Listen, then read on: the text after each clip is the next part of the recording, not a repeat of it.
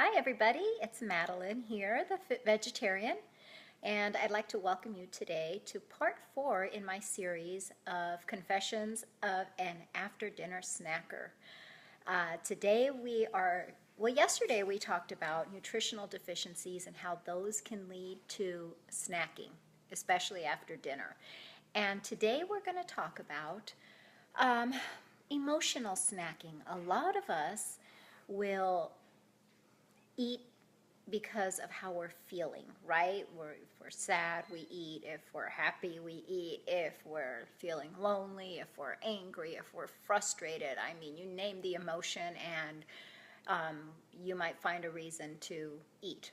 So today we're going to talk about that. And actually, emotional eating is kind of an avoidance behavior because what it's allowing you to do is avoid dealing with your feelings. And you're just using food as a substitute for actually coping with your feelings and facing them, right? So I'm going to give you some strategies that hopefully will help you in realizing that you're doing this emotional snacking and how to deal with them, okay, or how to deal with it.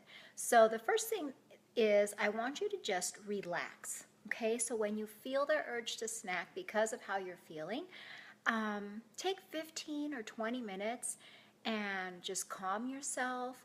Um, take some time to center yourself and just relax. Whether that for you, it might be stretching, it might be taking a bath, a nice warm bath, right? Anything that helps to calm you down. So that's one strategy you can try. Another strategy is to distract yourself. So I want you to channel your inner toddler. I remember when my kids were little, and if they were throwing a tantrum, or just anything really, I could distract them with anything like, oh, look at the pretty doggy over there, and all of a sudden the tantrum was forgotten and they were focusing on the little dog over there. So I want you to do the same for yourself. So when you're getting the urge to go and have that snack, well, distract yourself, okay? Go play fetch with the dog, check the mail, do anything to distract your mind. Go pay some bills. Talk about a distraction. That's not a pleasant one, but it'll do it for you.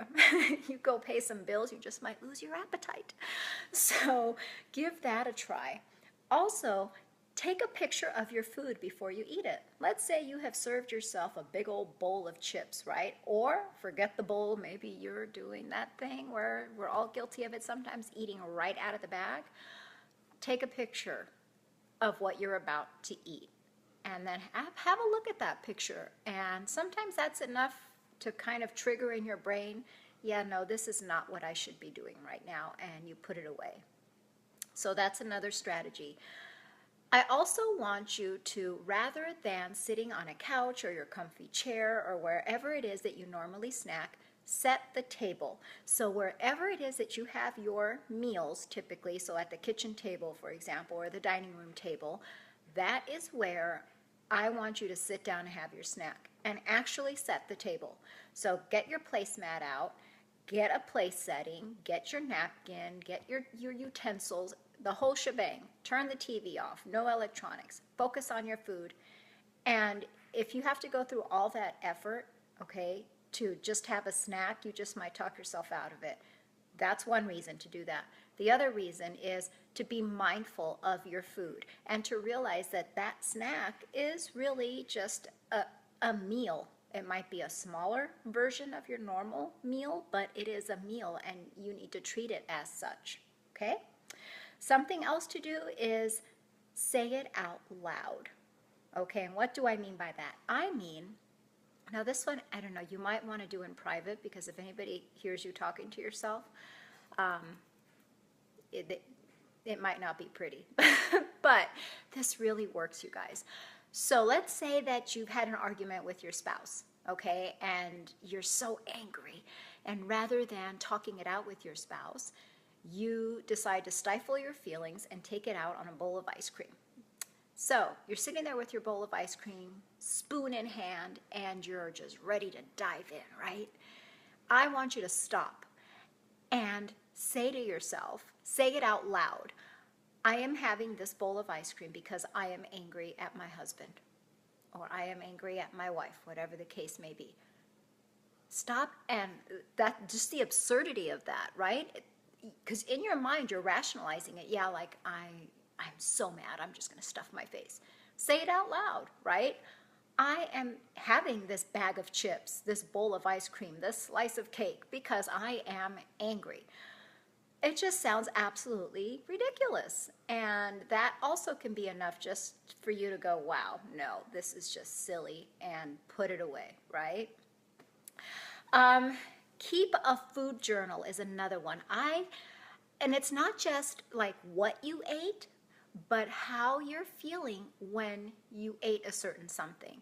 And looking at the patterns that you notice, like some of you might see, okay, I usually reach for that late night snack when I'm feeling lonely or when I'm feeling sad or whatever the case might be. Let's say it's loneliness. Well, then you can address that loneliness by doing some other behavior, what we call a replacement behavior for the food, right? So rather than reaching for the food, you're going to text a friend, phone a friend, write a letter, do anything that addresses the loneliness. It addresses the feeling, how you're feeling, okay? And then that's in place of you having a snack. So that would work too. So keeping a food journal where you identify how you're feeling when you're reaching for that snack. And finally, sleep. I want you guys to not estimate, or not underestimate rather, the power of a good night's sleep and getting good night's sleep consistently. So I know for myself, like I have to have 8 hours of sleep in order to function and to function well. Otherwise, I mean, if I get less than 8 hours of sleep, man, oh man, I'm cranky. I just feel stressed out. I can't function well. And it's not a good thing. It's not a good feeling, and it's not good for those around me either, because I'm just kind of really a cranky biatch, honestly. So get enough sleep, because when we're stressed, what do? We reach for the food. Do you see how it's all intertwined? It's like it's all interconnected. So you want to make sure that you're getting enough sleep as well. And all these tips that I've shared with you, I'm sure that you can try one or more of them and see which ones are more effective for you. And the bottom line is that you want to be aware of when you're reaching for those snacks or those comfort foods when you really aren't hungry, and really get to the bottom of what is eating you up inside and addressing that instead of going for the food.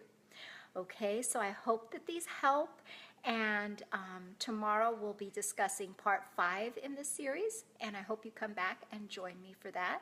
Remember to always fuel up for a fit life, because when you fuel up properly, the amount of snacks that you have will decrease, because your body will let you know, hey, I've got good fuel in the tank. I don't need anything else. So fuel up for a fit life, everybody. We'll see you next time. Bye-bye.